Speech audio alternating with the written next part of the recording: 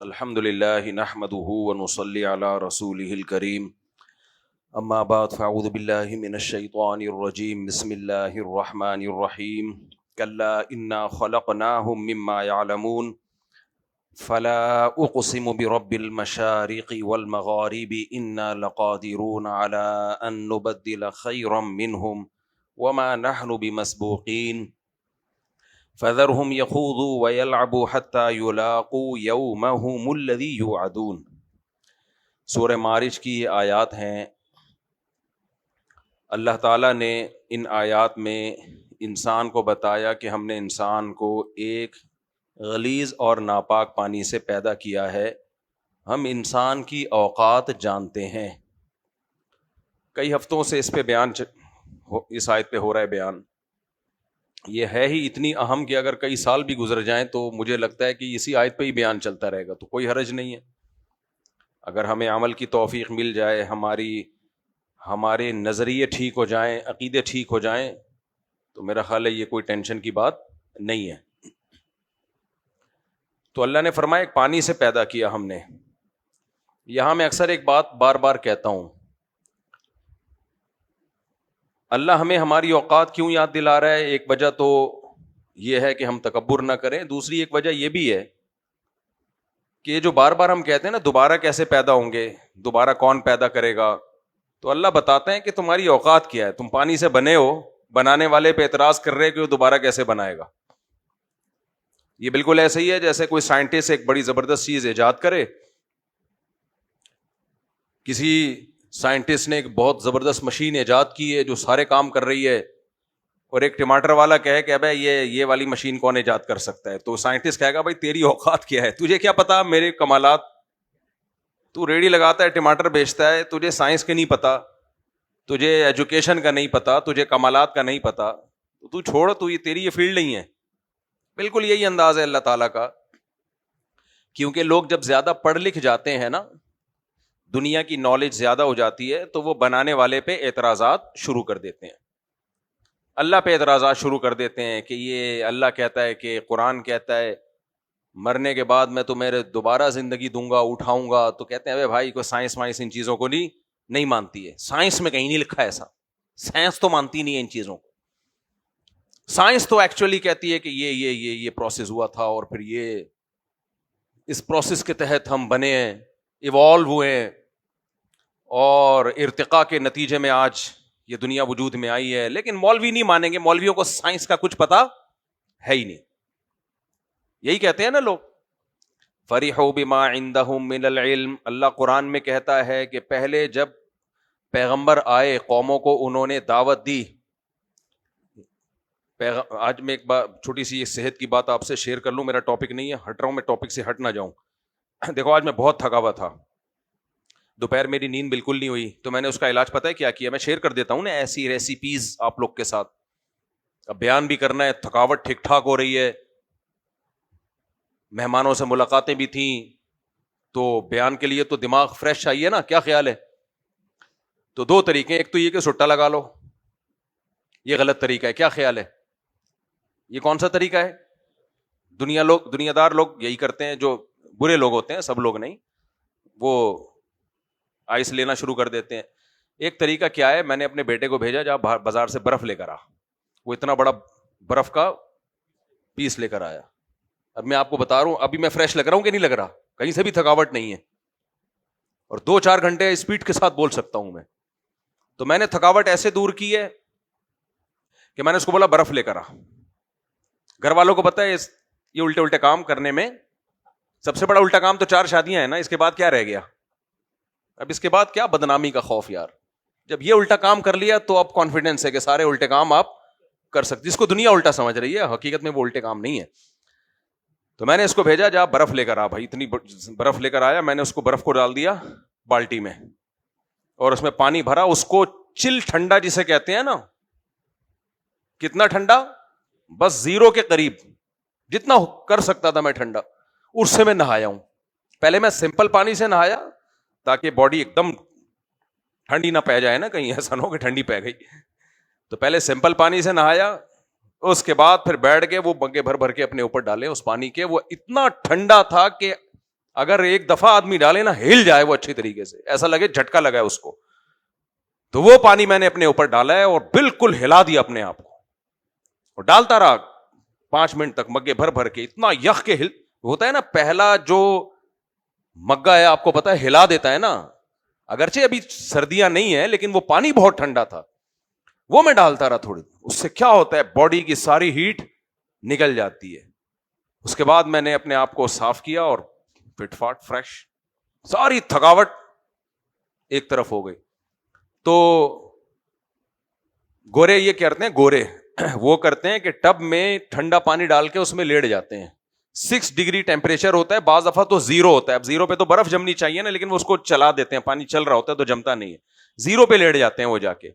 لیکن آپ یہ حرکت نہ کریں, ایسا نہ ہو کہ پھر مردے کو غسل دینے کے لیے پھر اسی پانی میں آپ کو ڈال کے نکال دیا جائے کہ اب ٹہل تو گیا ہی ہے تو اسی میں ایک ڈبکی اور لگا لے تاکہ غسل کی سنت بھی پوری ہو جائے. لیکن خود اپنی باڈی کے حساب سے اس کو دیکھ لیں کہ کتنا برداشت کر سکتے ہیں. لیکن خوب یاد رکھو, باڈی آرام سے فریش نہیں ہوتی, تھکا کے فریش ہوتی ہے. ہاں جو نیند ہے نا وہ تو ایک نیچرل طریقہ ہے, وہ تو گہری نیند وہ تو ضروری ہے. لیکن ہم جو ہر وقت تھکے تھکے رہتے ہیں نا, یہ اس لیے نہیں کہ ہماری نیندیں پوری نہیں ہو رہی ہیں. پاکستان میں اگر کوئی یہ کہتا ہے نا کہ اس کی نیند پوری نہیں ہو رہی تو واجب الچماٹ ہے وہ, کیونکہ پاکستانیوں کا کام ہی کیا ہے, سونا. ہاں یہ کہو رات کو جلدی نہیں سوتے, لیکن جو سوتے ہیں تو گدھے گھوڑے بیچ کے سوتے ہی رہتے ہیں. ہماری تو پوری قوم سو رہی ہے, پھر بھی تھکے تھکے ہوں گے کہ نہیں ہوں گے؟ بھائی باڈی فریش ہوتی ہے اپنے آپ کو ٹف ٹائم دینے سے. جیسے آپ صبح جاگنگ کرتے ہو تو تھکنا چاہیے نا آپ کو, لیکن فریش ہو جاتے ہو آپ. صبح جاگنگ سے دن کا آغاز کرو, سارا دن اچھا گزرے گا آپ کا, حالانکہ آپ نے اپنے آپ کو صبح تھکا دیا ہے. صبح جم جاؤ, ہونا تو چاہیے سارا دن تھکے تھکے, نہ دماغ تھکا تھکا نہیں ہوگا, باڈی تھکی ہوگی, دماغ نہیں تھکے گا, دماغ فریش ہوگا. تو باڈی کو تھکانے سے دماغ کیا ہوتا ہے, فریش. تو اس لیے سستی چھوڑ دو. مجھے بہت غصہ آتا ہے سست لوگوں کا, جہاں تذکرہ آنا شروع ہو جائے میرا دل چاہتا ہے میں چماٹ لگاؤں کھینچ کے. ہماری قوم میں سستی بہت زیادہ ہے میرے بھائی, یہ بہت بری حرکت ہے. اللہ کو سست لوگ پسند نہیں ہے. سست آدمی دنیا میں کسی کام کا نہیں ہوتا, دین پہ بوجھ ہوتا ہے, اسلام کو بدنام کرتا ہے, دینداروں کو بدنام کرتا ہے, داڑھی کو بدنام کرتا ہے, ٹوپی کو بدنام کرتا ہے.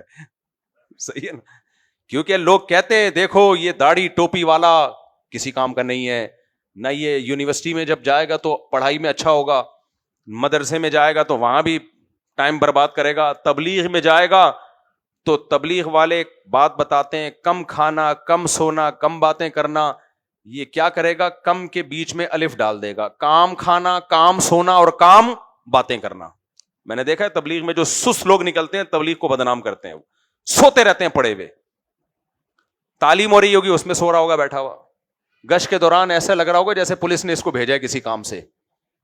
تبلیغ میں بھی 2 طرح کے لوگ ہوتے ہیں, ایک ایکٹیو لوگ ہوتے ہیں, جب گشت کرتے ہیں نکلتے ہیں ان کی ایک فکر ہوتی ہے یار ہم نے کسی طرح لوگوں کو اللہ کی راہ میں نکالنا ہے. ہمیں یاد ہے بچپن میں تبلیغی جماعتیں آتی تھیں, 3 دن جماعت ٹھہرتی تھی, پورے محلے کو ہلا کے جاتی تھی, وہ لگتا تھا کوئی جماعت آ کے ٹھہری ہے.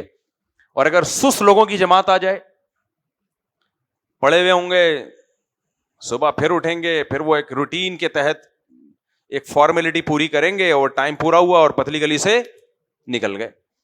تو چست آدمی ہمیشہ ہر جگہ کامیاب, سست صرف ایک جگہ کامیاب ہوا ہے, وہ میں بتاتا ہوں. انڈیا میں ایک جہاز کریش ہوا تھا, ایک سست خاتون لیٹ پہنچی تھی ایئرپورٹ. ظاہر ہے سست ہوگی نا جو لیٹ پہنچ رہی ہے, وہ بچ گئی, وہ لک تھی اس کی بھائی. تو بعض دفعہ سست لوگ کامیاب ہو جاتے ہیں, چست ناکام ہو جاتے ہیں. جو ٹائم پہ پہنچ گئے وہ جہاز گرا, وہ بھی گئے بیچارے. لیکن بہرحال اللہ کو کیا پسند ہے. اچھا ایسے واقعات سے ہمارے سست لوگوں کو موٹیویشن بہت ملتی ہے کہ یار دیکھو اگر کامیابی چستی میں ہوتی تو وہ چست زندہ ہوتے اور سست نے مر جانا تھا, کیا خیال ہے. لیکن وہ سست لیٹ پہنچی, بچ گئی. جو چست 1 گھنٹہ پہلے سے پہنچے وہ سارے مر گئے. تو ایسے ہمارے سست لوگوں کو اس سے بہت پاورفل موٹیویشن ملتی ہے. میمز آتی ہیں نا, تو کسی نے اس میم بنائی ہوئی تھی کہ کہہ رہے یار کیا خوبصورت زندگی ہے, صبح صبح اٹھو, آفس جاؤ, شام کو تھکے ہوئے گھر آؤ, آخر میں کہتا ہے مجھے نہیں چاہیے یہ زندگی. آخر میں کہتا ہے ہمیں یہی چاہیے, صبح بھی پڑے رہو شام کو بھی پڑے رہو. تو ایسا ٹاپک ہے نا چستی, میرا دل چاہتا ہے اسی پہ ساری زندگی بولتا رہوں بس. میں اس کا مطلب یہ نہیں کہ میں کوئی خود بہت ایکٹیو ہوں, لوگ سمجھتے ہیں پتہ نہیں حضرت کہاں پہنچے ہوئے ہوں گے. ہو سکتا ہے ہمارے اندر بھی کمزوری ہو, ہم بھی سست ہوں, لیکن کچھ چیزوں سے انسان کو محبت ہوتی ہے اور چاہتا ہے کہ وہ حاصل ہو جائے. تو اس لیے جس سے محبت ہوگی اس کا تذکرہ بار بار کرنے کا دل کرتا ہے کہ نہیں کرتا.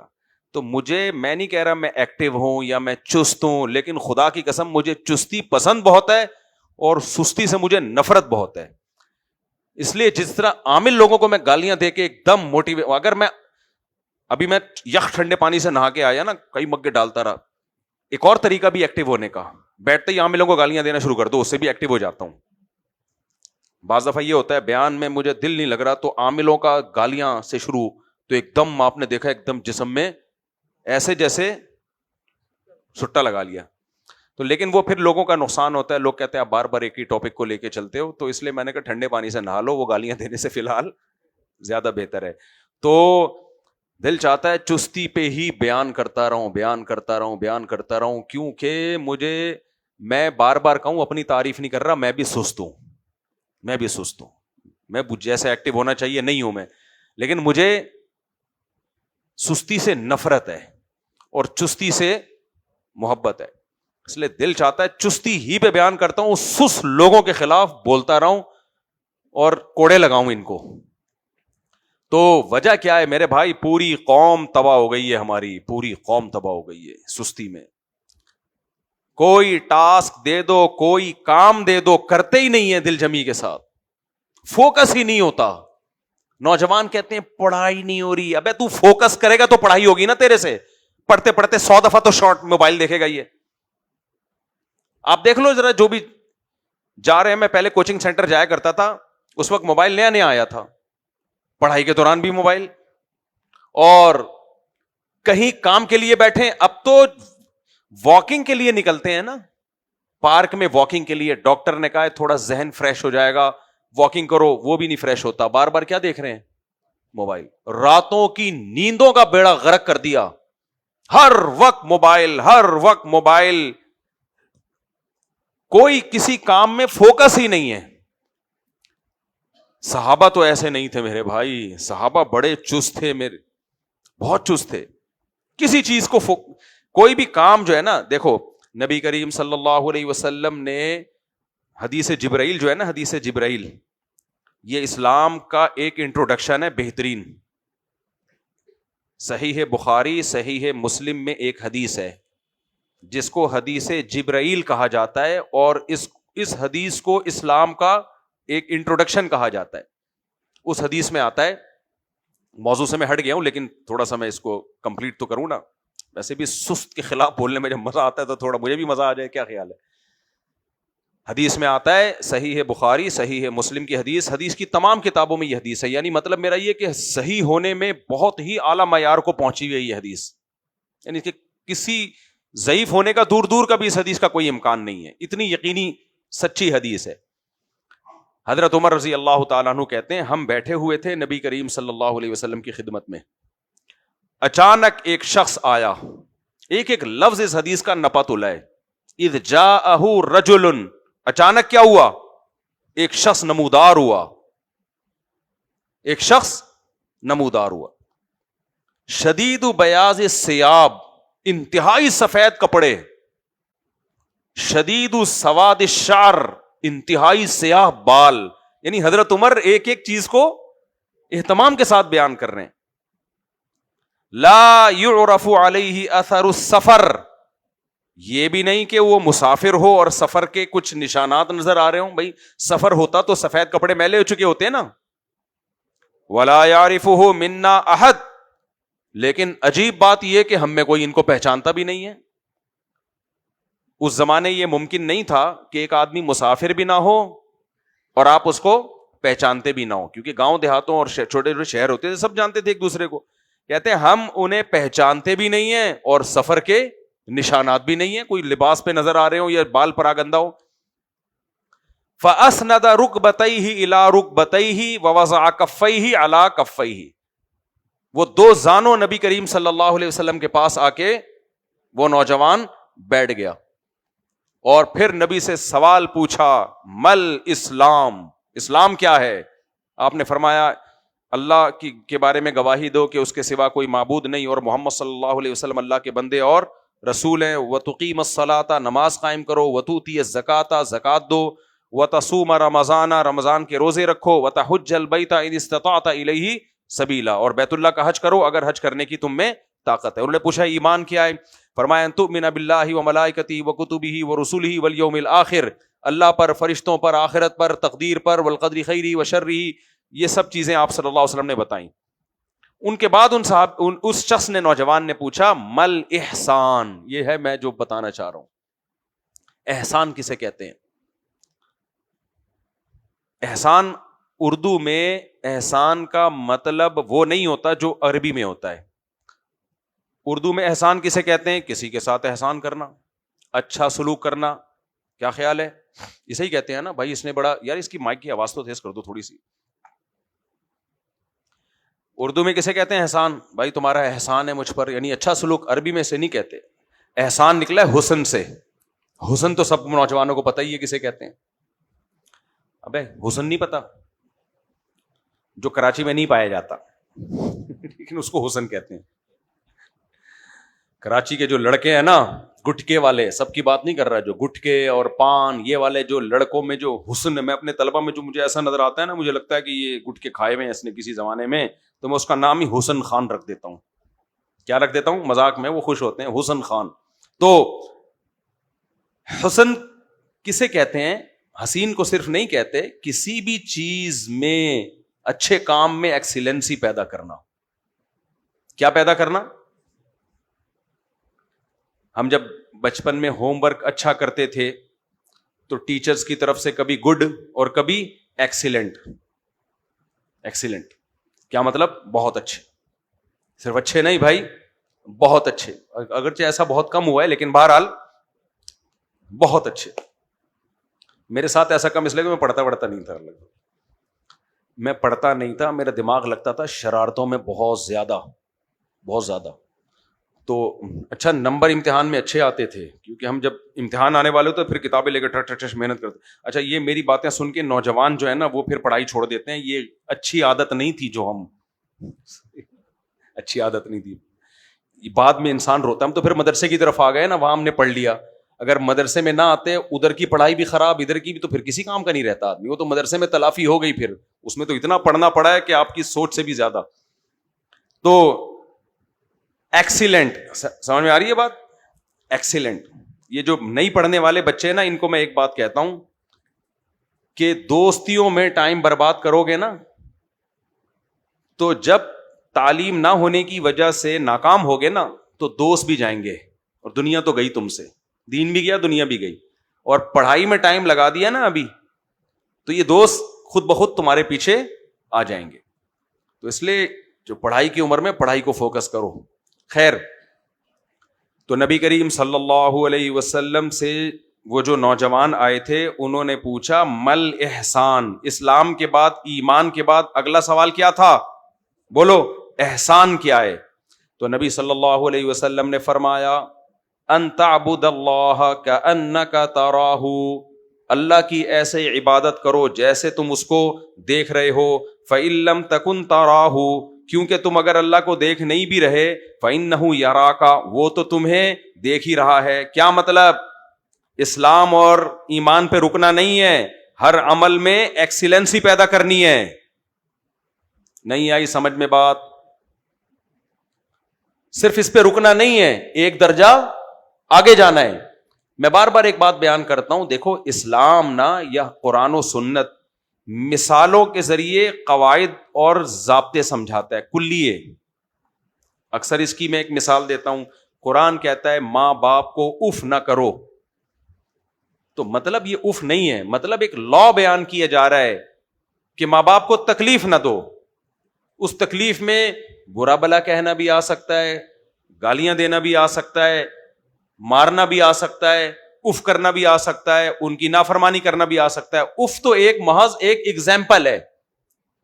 تو اس حدیث میں بھی جو نبی کریم صلی اللہ علیہ وسلم نے فرمایا کہ احسان یہ ہے کہ ایسے عبادت کرو جیسے اللہ تمہیں دیکھ رہا ہے, یہ استحضار کے ساتھ. تو مراد صرف نماز نہیں ہے, ہر عمل جو اللہ کی رضا کے لیے کیا جائے اس میں ایکسیلنسی مطلوب ہے. اتنا اچھا کرنا ہے اس عمل کو کہ اللہ کہے ایکسیلنٹ, بہترین, ویل ڈن, بہترین کام کیا تم نے. اب وہ نماز بھی ہو سکتی ہے, وہ صدقہ بھی ہو سکتا ہے, وہ تعلیم بھی ہو سکتی ہے. جو کام بھی اللہ کی رضا کے لیے کیا جائے گا اس کو دیکھو. میں ایک مثال دیتا ہوں. حضرت حذیفہ رضی اللہ تعالی عنہ کو نبی نے حکم دیا یہودیوں کی زبان سیکھو. تو حضرت حذیفہ کے لیے یہودیوں کی زبان سیکھنا عبادت بن گیا کہ نہیں بن گیا اس وقت جب نبی نے حکم دیا؟ نہیں آئی سمجھ بات؟ اب حضرت حذیفہ کہتے ہیں میں یہودیوں کی زبان سیکھنے میں جو ٹائم لگے گا وہ میں تہجد میں اور تلاوت میں لگاؤں گا, ثواب ملتا؟ بولتے کیوں نہیں. حضرت حذیفہ کہتے کہ یا رسول اللہ, آپ نے مجھے حکم دیا میں یہودیوں کی زبان سیکھوں, ایک تو غیر مسلموں کی زبان, میں تو عربی ہوں, مجھے تو عربی سے محبت, ہمارے باپ دادا کی زبان کیا تھی؟ عربی, اور آپ کی زبان, نبی کی زبان عربی, قرآن کی زبان عربی, بس عربی کو فوکس کروں گا میں. اور آپ حکم دے رہے ہیں ان کی زبان سیکھنے کا جن کو قرآن اسلام کا سب سے بڑا دشمن کہہ رہا ہے, یہودیوں کی. یہ اشکال کر سکتے تھے نا حضرت حذیفہ, لیکن کیا؟ بولو نہیں. دوسری بات یہ بھی کہہ سکتے تھے یا رسول اللہ بالکل اس زبان سے ہم آشنا نہیں ہیں کیونکہ ہم تو مکہ سے آئے ہوئے لوگ ہیں یا مدینہ میں ٹھہرے ہوئے لوگ ہیں, ہم تو عربی بولتے ہیں, ان کی زبان تو بالکل ڈیفرنٹ ہے. آج بھی یہودیوں کی زبان پوری دنیا سے بالکل ہی ایک, جو ہیبرو بولتے ہیں نا عبرانی زبان, بالکل ڈیفرنٹ زبان ہے وہ. تو یہ تو بہت مشکل ہو جائے گی. تو اتنا ٹائم بہتر نہیں ہے میں قرآن حفظ کرنے میں لگا دوں, کیا خیال ہے بھائی؟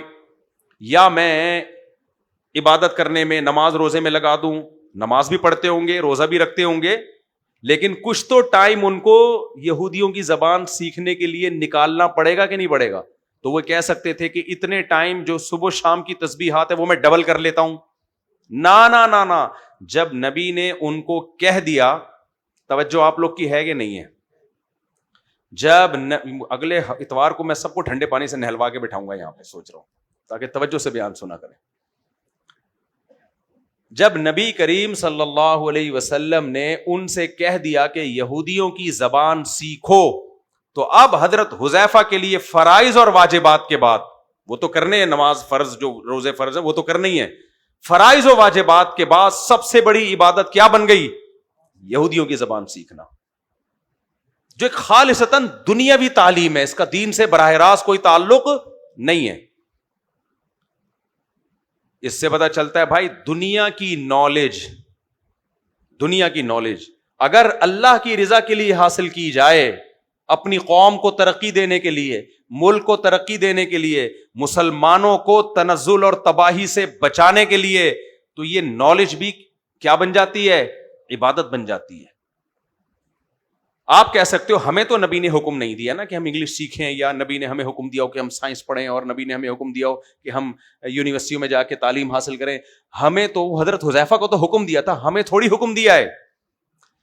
یہاں پھر وہی اصول آ جاتا ہے کہ اسلام اور قرآن و سنت کی عادت ہے جزئیات کے ضمن میں کلیات بیان کرنا. گاڑی اردو ہے مگر یہ لفظ یاد رکھ لو, قرآن و سنت کی عادت ہے جزئیات کے ضمن میں, بولو, کلیات بیان کرنا. گاڑی اردو ہے لیکن یہ جملہ یاد کر لو, اس کا مطلب کیا ہے؟ قانون بیان کیا جاتا ہے لیکن قانون کی شکل میں نہیں, مثالوں کی شکل میں. سمجھ میں آ رہی ہے بات؟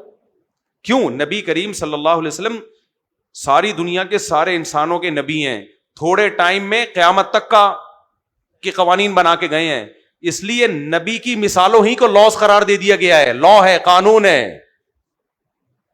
اوتیت بجوامع الکلم, حدیث میں آتا ہے اللہ نے مجھے جامع کلمات دے کے بھیجا ہے. وہ جامع کلمات کیا ہیں؟ آپ کسی فرد واحد کو کسی بات کا حکم دے رہے ہوں گے, وہ قانون بن گیا. صحیح ہے نا؟ قیامت تک کے لیے ہر شخص کے لیے یہی حکم ہے. تو اب جب نبی نے حضرت حذیفہ کو فرمایا کہ تم عبرانی زبان سیکھو, یہودیوں کی زبان سیکھو, تاکہ ہم یہودیوں کی سازش سے بچیں. کس سے بچیں؟ ہم ہمارے خلاف پلاننگ نہ کر سکیں. تو یہ صرف حضرت حذیفہ کو نہیں, قیامت تک آنے والے تمام اہل اسلام کو حکم ہے کہ کوئی بھی ایسی نالج جس کے ذریعے ہم کسی کی سازش سے بچ سکتے ہیں, اپنے آپ کو اسٹیبل کر سکتے ہیں, ہم پاورفل بن سکتے ہیں, وہ تمام کی تمام نالج اسی حدیث کے تحت ان کا سیکھنا بھی کیا بن گیا؟ بولو, نہیں آ رہی سمجھ, جملہ تو کمپلیٹ کر لو میرے بھائی. عبادت بن گیا. وہ کیا بن گیا؟ عبادت بن گیا. تو فرائض واجبات کے بعد ان علوم کو سیکھنا بھی کیا ہے؟ عبادت. حتیٰ کہ نبی نے یہاں تک فرمایا کہ جو صرف تجارت کرتا ہے نا, پیسے کماتا ہے, اس بیس پہ کہ بھیک نہ مانگے. اسلام بھیک مانگنے کو پسند کرتا ہے؟ نہیں. تو اب آپ نے کہا یار اللہ کو اپنے سامنے ہاتھ پھیلانے کے علاوہ کسی کے سامنے ہاتھ پھیلانا پسند نہیں ہے, میں اس لیے پیسہ کماؤں گا تاکہ میں صرف اللہ سے مانگوں, کسی سے نہ مانگوں. تو اس کا مطلب آپ پیسہ اس لیے کما رہے ہو کہ اللہ جو چاہتا ہے کہ آپ ہاتھ نہ پھیلائیں, آپ اس کی چاہت کو پورا کرو. تو نبی نے کیا فرمایا کہ ایسا ایماندار تاجر قیامت کے دن پیغمبروں کے ساتھ ہوگا. کتنی بڑی عبادت بن گئی کہ نہیں بن گئی ہے؟ کچھ بھی نہیں ہے, صرف مقصد ہے کہ لوگوں کے سامنے ہاتھ نہ پھیلانا پڑے. جس کی طبیعت میں استغنا ہوتا ہے نا, خدا کی قسم اسے کسی سے مانگتے ہوئے جو موت آتی ہے نا, ذلت محسوس ہوتی ہے, بچھڑتے کی غیرت ہو, وہ ڈوب کے مر جائے گا. وہ کہے گا یار میں کیسے ہاتھ پھیلاؤں. ہمارے حضرت نے ہماری تربیت کی کوشش کی, ہم تو نہیں بن سکے. میں اپنا کئی دفعہ واقعہ سنا, اپنے واقعے سے شو مارنا مقصد نہیں ہوتا, اللہ کی ہم پہ نظر نہ, ہم تو 2 ٹکے کی ہماری حیثیت نہیں ہے. کچھ کام اللہ ایسے کرا دیتا ہے کہ چلو لوگوں کو بتا دیں کہ شاید موٹیویشن مل جائے. آپ کو پتا ہے میں شادیوں کا کتنا شوق ہے مجھے, ہے نا. میری جب تیسری شادی ہونے والی تھی نا, میری عمر ہوگی اس میں 2011 یا 10 کی بات ہے, 8 سے 17 سال پہلے. کتنا جوان ہوں گا اس وقت میں. تو شوق کتنا تھا, بہت اچھا رشتہ تھا, خوشی سے مجھے رات کو نیند نہیں آئی. صبح شادی ہونے والی ہے, لوگ تو کہہ رہے ہوں گے شرم کرو, لیکن بہرحال میں نہیں کر رہا شرم. خیر, صرف اس پہ ہمارا رشتہ ٹوٹا ہے. آدھا تولہ سونا مہر میں زیادہ مانگ, آدھا یا 1.5 تولہ کچھ, اور اس وقت وہ 35-40 ہزار روپے مجھے اضافی دینے پڑ رہے تھے. نہیں آئی سمجھ میں بات؟ کتنے دینے پڑ رہے تھے؟ 35 سے 40 ہزار مجھے اضافی, جو میرے پاس تھے نہیں. اور میں نے جو کیلکولیشن کی ہوئی تھی اس حساب سے میرے لیے منتھلی بچانا بھی ممکن نہیں تھا. وہ اس وقت میرے پاس 100 راستے تھے, میں کسی کو بھی فون کرتا, اتنے چاہنے والے تھے, 50,000 لاکھ روپے لا کے مجھے پکڑا دیتے. لیکن میں نے یہ سوچا اگر میں 1 مہینہ کا بھی ادھار لیتا ہوں تو اگلے مہینے میں یہ پے کیسے کروں گا؟ کیا خیال ہے, میں یہ پے کیسے کروں؟ میں نے کہا نہیں کروں گا, جاؤ. انہوں نے کہا کہ آپ لے لیں کسی سے ادھار. میں نے کہا لوگوں کے گھر میں کھانے کو روٹی نہیں ہے, ہم تیسری شادی کے لیے کیا لے رہے ہوں؟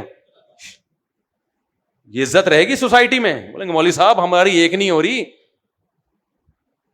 اور تم تیسری شادی کے لیے ادھار لیتے پھر رہے ہو. میں نے کہا میں تو اپنی نظروں میں گر جاؤں گا بھائی. انہوں نے کہا یار آپ کے اتنے تعلق ہے. میں نے کہا بھائی وہ تعلق دین سیکھنے کے لیے ہیں, لوگوں سے پیسے مانگنے کے لیے نہیں ہے. دے دیں گے مجھے پتا ہے. یا تو ایسا ہوتا ہے نا, کبھی آپ ہوٹل میں کھانا کھانے گئے, آپ کی جیب میں پیسے نہیں ہے, یار تو دے دے کل میں تجھے دے دوں گا, پتا ہے پیسے پڑے ہوئے ہیں, یا اگلے مہینے تنخواہ ملے گی. وہ تو ایک دوستی یاری میں ہوتا ہے. لیکن مجھے پتا تھا یار نیکسٹ منتھ میں نہیں ادا کر سکتا اس کو, تو میں کیوں کسی سے بھیک تو مانگنی نہیں ہے, ادھار لینا ہے تو ادھار دینے کی طاقت تو ہو نا, کیسے دوں گا؟ میں نے انکار کر دیا اسے. میں نے کہا نہیں ہو سکتا, امپاسبل. بہت انہوں نے اصرار کیا, میں نے کہا نہیں ہو سکتا بھائی. تو یہ میں شو مارنے کے لیے نہیں سنا رہا, اللہ نے ستاری کا معاملہ کیا ہوا ہے, ہر شخص کے عیبوں پہ پردہ ڈالا ہوا ہے, صرف موٹیویشن کے لیے, بتانے کے لیے کہ بھائی لنقل, ہم اپنے حضرت سے سنتے تھے, لنقل الصخر من قلل الجبال احب الی من منن الرجال. کیا شعر ہے, مزہ آتا ہے خدا کی قسم. ہمارے حضرت شعر پڑھتے تھے, لنقل الصخر من قلل الجبال. قلل کہتے ہیں پہاڑوں کی چوٹی. غیرت مند آدمی کہتا ہے پہاڑوں کی چوٹی پہ جا کے پتھر اٹھا اٹھا کے لانے کی مزدوری یہ مجھے قبول ہے, اور یہ مجھے آسان لگتی ہے بنسبت اس کے کہ میں مخلوق کے سامنے ہاتھ پھیلاؤں کہ پیسے دے دو، پیسے دے دو. یہ کہا کہ پتھر اٹھا لوں گا پہاڑوں پہ چڑھ کے، اٹھا کے نیچے لے آؤں گا، یہ مزدوری کر لوں گا. آسان کام ہے پہاڑوں سے پتھر لانا. لیکن کسی کے سامنے یہ کہنا کہ پیسے نہیں ہے، کیا دے دو؟ پیسے دے دو. کہا یہ نہیں ہوتا. من الرجال، کسی کا احسان قبول کرنا نہیں ہوتا ہم سے. شاعر کہہ رہا ہے. تو اللہ ہماری یہ سوچ بنا دے. کیا خیال ہے بھائی؟ یہ سوچ بنا دے اللہ ہماری.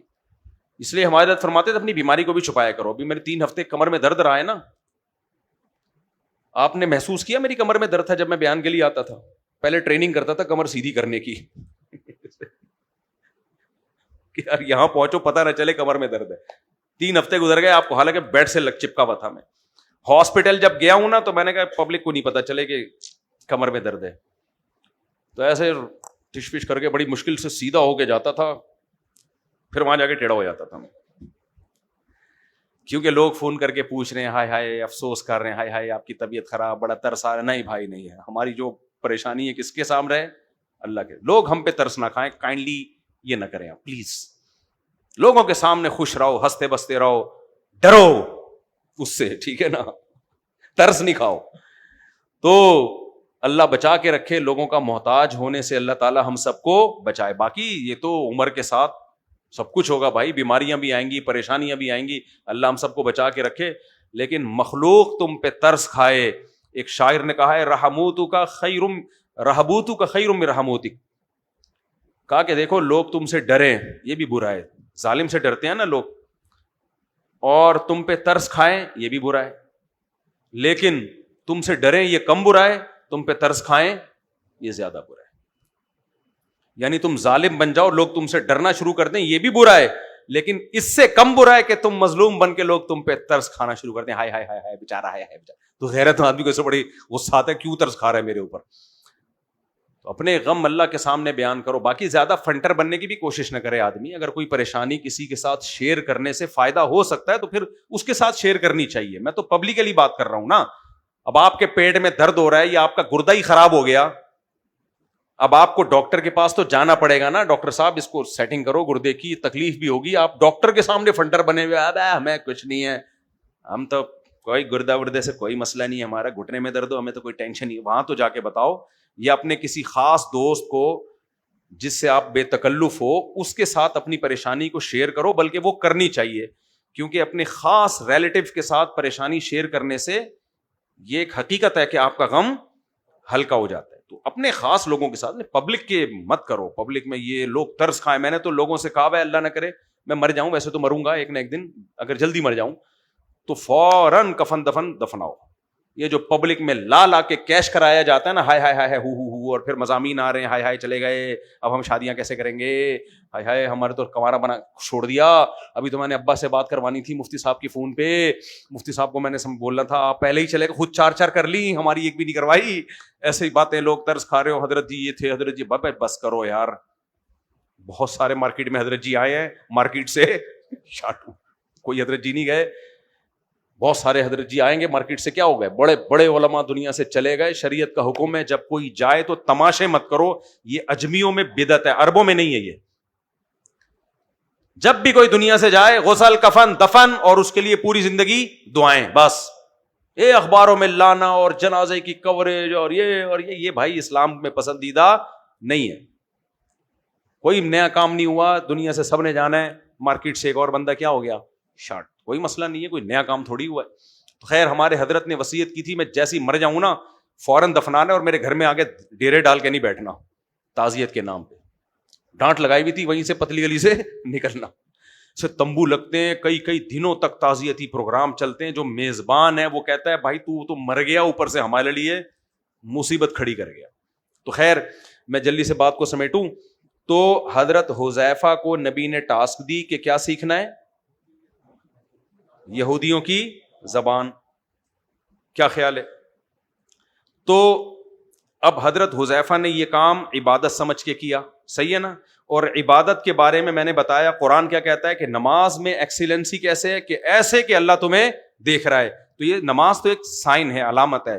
ہر کام جو اللہ کی رضا کے لیے کیا جائے گا ایسے کیا جائے گا جیسے اللہ ہمیں دیکھ رہا ہے پورا فوکس. تو حضرت حذیفہ نے مکمل فوکس کیا, اور ابو داؤد کی روایت ہے, کہتے ہیں میں نے 15 دن میں ان کی زبان سیکھ لی. ہو سکتا ہے بہت ایکسپرٹ نہ ہوئے ہوں, مجھے معلوم نہیں ہے کہ وہ بہت ایکسپرٹ ہو گئے تھے یا نہیں ہوئے, تو مجھے نہیں پتا. لیکن جب حضرت حذیفہ کہہ رہے ہیں میں نے سیکھ لی, اس کا مطلب بیسک تو سیکھ چکے تھے نا وہ. آج 15 دن میں کوئی سیکھ لیتا ہے؟ پتہ ہے کیوں نہیں سیکھتا؟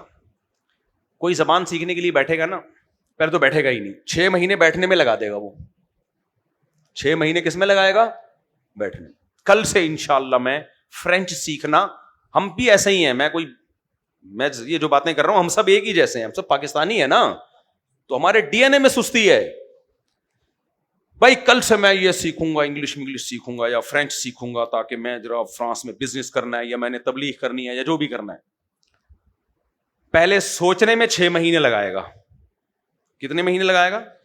کیونکہ جب سوچنے بیٹھے گا ایک ویڈیو آ جائے گی, شارٹ پہ کوئی میم آ جائے گی, کوئی لطیفہ آ جائے گا, کوئی ڈانس کرتی بھی لڑکی آ جائے گی, اس کو دیکھنا. ابے یار آج کل کچھ لڑکیاں نا میرے بیانات پہ ری ایکشن ریکارڈ کروا رہی ہیں, کوئی چھوٹا سا وہ کلپ چلا دیتی ہیں, پھر ری ایکشن ریکارڈ. اچھا, میں نیچے لوگوں کے کمنٹس دیکھتا ہوں, ایک کمنٹ بھی میرے بیان پہ نہیں ہوتا. کوئی کہتا ہے آپ کی اسمائل بہت خوبصورت ہے, اس لڑکی کو آپ اتنی کیوٹ کیوں ہو. ابے وہ میرا بیان چلا رہی ہے اور اس پہ ری ایکشن ہو رہا ہے, تم کمبختوں اس کے میرے بیان پہ کوئی کمنٹ لکھو نا. ٹھرکیوں نے کیا لکھا ہوا ہوتا ہے, آپ کی اسمائل اتنی خوبصورت ہے, نیچے کسی نے کیا تم میری سے شادی کرو گی. اور کبھی وہ اسکارف میں آئے لڑکیاں, تو آج اسکارف میں آپ بہت کیوٹ لگ رہی ہیں, آپ اسکارف میں بہت خوبصورت لگ رہی ہیں. میں نے کہا یار دیکھو یار, وہ جو بیان میرا اس نے چلایا وہ تو گیا.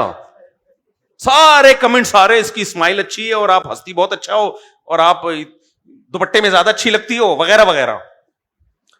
مجھے اندازہ ہوا کہ فرق تھوڑی نہیں ہے, فرق جو ہے نا اس میں ایکسیلنسی ہے. یعنی ہم لوگ بھی ہر کام ایکسیلنسی کے ساتھ کرتے ہیں, لیکن کس میں؟ ٹھرک میں.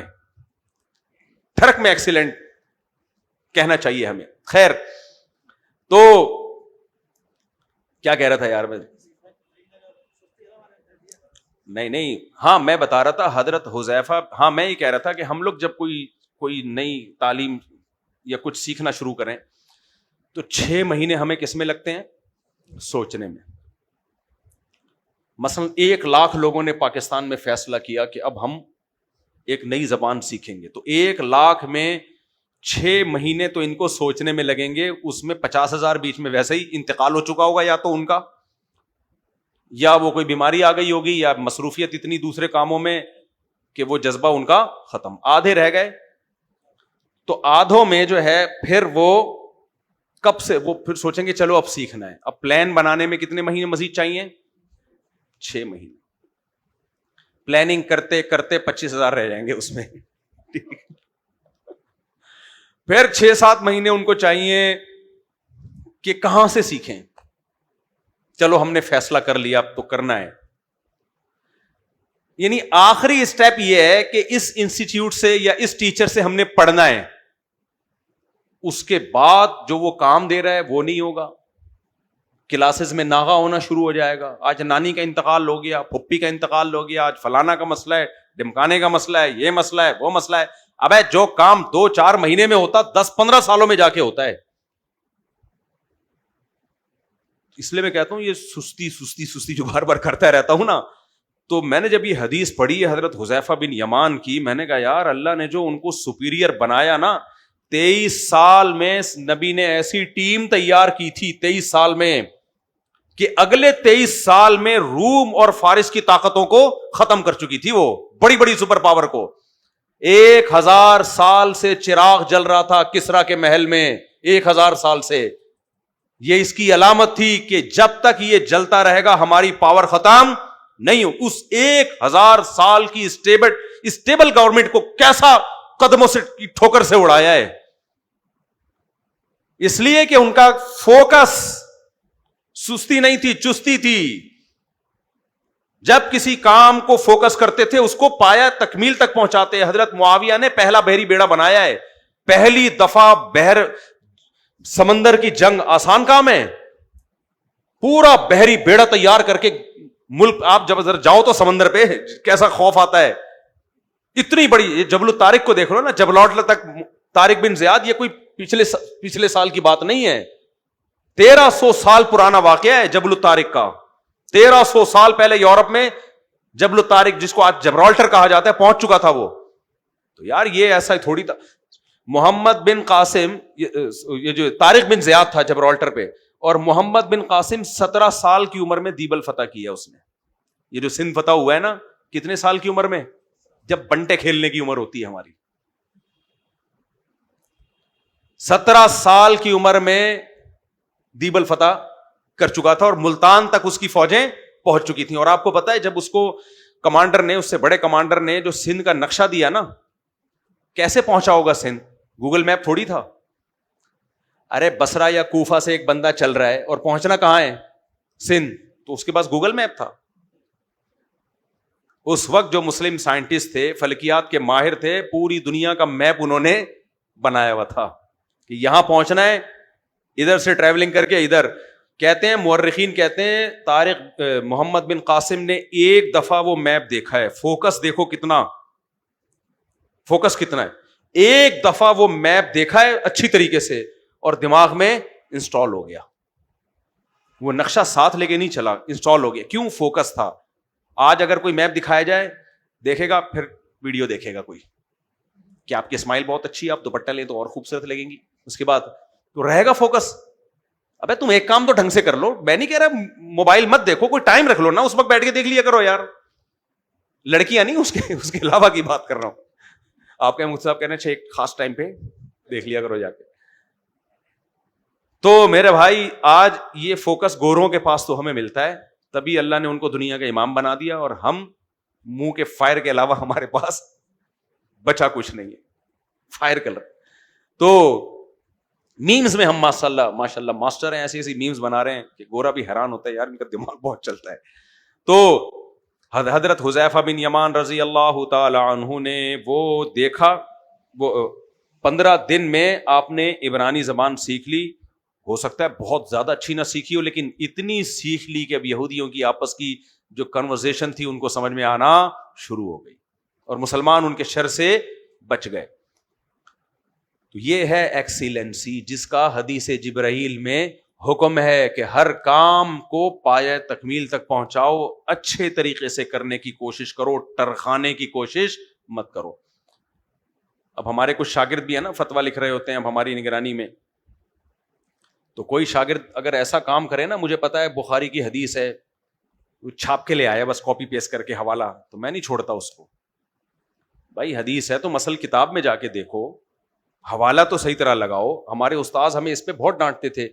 ہم جب کوئی عربی عبارت لکھتے ہیں نا تو کوما لگانا ہے, فل اسٹاپ لگانا ہے, بریکٹ لگانی ہے.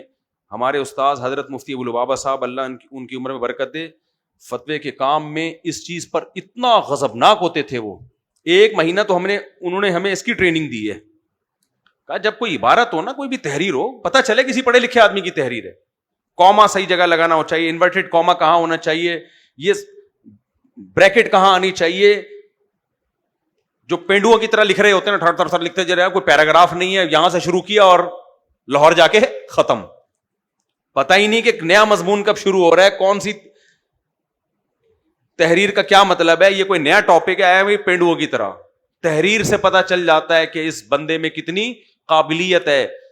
سست تو نہیں ہے, جو سست آدمی ہوگا وہ نہیں اس کی توفیق ہوتی اس کو, وہ کہتا ہے کسی نے کوئی ریفرنس دیا ہے تو بس وہیں سے چھاپ دو. نہ بھائی, آپ کتاب میں جا کے دیکھ لو, ہو سکتا ہے ریفرنس غلط ہو. تو یہ ساری سستی کی مثالیں آپ کو پاکستان میں ملیں گی, اور الحمدللہ اس میں ہم سب سے آگے تو نہیں ہے, 3 یا 4 نمبر پر سستی میں 2 ملک ہم سے بھی آگے ہیں, وہ عرب ملک ہیں. اللہ نے ان کو ہم سے بھی بہت اونچا مقام دیا. ایک عرب کنٹری ہے, اس کے بارے میں مشہور ہے کہ وہ صبح اٹھ کے سب سے پہلے آرام کرتے ہیں, تو وہ ہم سے بھی بہت آگے ہیں. تو تینوں مسلم کنٹری ہیں جو سستی میں دنیا میں سب سے آگے. میرے خیال ہے پاکستان 3 نمبر پہ نہیں, 4 یا 5 نمبر پہ آتا ہے, لیکن ہے سب مسلم کنٹری. ان میں 3 کنٹری عرب ملک ہیں جو مسلمانوں کے سب سے بڑے قائد اور امام ہے نا. اسلام کی تو سرکاری زبان عربی ہے نا, تو وہ ماشاء اللہ اللہ تعالیٰ نے, تبھی تو ہم برباد ہو گئے نا. پھر کہتے ہیں خلافت قائم کرو. کچھ لوگ آ رہے ہیں کیا کام کرو, ابے تم اپنے ملکوں کو بچا لو فی الحال, یہ بہت بڑی بات ہے, خلافت کیا قائم کرو گے تم. اچھا خیر, تو یہاں سے بات شروع ہوئی تھی کہ نبی کریم صلی اللہ علیہ وسلم نے, وہ جو نوجوان آئے تھے انہوں نے جب سوال پوچھا تو آپ صلی اللہ علیہ وسلم نے فرمایا ان تعبد اللہ کأنک تراہ, ہر کام کو اس طرح سے کرو, جذبے کے ساتھ کرو. تو حضرت عمر کہتے ہیں کہ کچھ دنوں کے بعد نبی نے ہم سے پوچھا کہ تمہیں پتہ ہے وہ نوجوان کون تھا؟ حضرت عمر کہتے ہیں پتہ نہیں. تو آپ نے فرمایا, حضرت عمر فرماتے ہیں اللہ و رسولہ اعلم, اللہ اس کے رسول کو زیادہ معلوم ہے. فرمایا یہ جبریل تھے, اتاکم یعلمکم دینکم, یہ تمہارے پاس اس لیے آئے تھے تاکہ تمہیں تمہارا دین سکھائیں. اور علامت بھی حضرت جبریل والی تھی, کیونکہ صحابہ کہتے ہیں ہم میں تو تھے ہی نہیں, آئے تو فرشتہ ہی آ سکتا ہے نا انسانی شکل میں. تو اس حدیث سے علماء نے بہت سارے پوائنٹ نکالے ہیں کہ بھائی حضرت جبریل جب آئے تھے تو یہ کیا حکمت ہے کہ انتہائی سیاہ بال اور انتہائی سفید کپڑے اور دو زانوں آ کے بیٹھ رہے ہیں, تو اس میں کوئی حکمت ہوگی نا. کیا خیال ہے؟ اصل میں حضرت جبریل آئے تو معلم بن کے تھے, سکھانے کے لیے, لیکن انداز سیکھنے والوں کا تھا, پوچھ رہے تھے. تو علماء نے لکھا ہے اس سے پتہ چلتا ہے کہ معلم ہو یا متعلم ہو, سیکھنے والا ہو یا سکھانے والا, اس کا گیٹ اپ ایسا ہونا چاہیے جیسے جبریل علیہ السلام کا گیٹ اپ تھا. نمبر 1, چہرہ فریش ہو اس کا.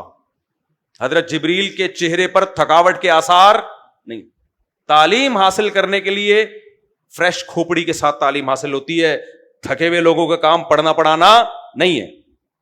حکیم محمد سعید بہت بڑے حکیم گزرے, بہت ہی بڑے حکیم گزرے.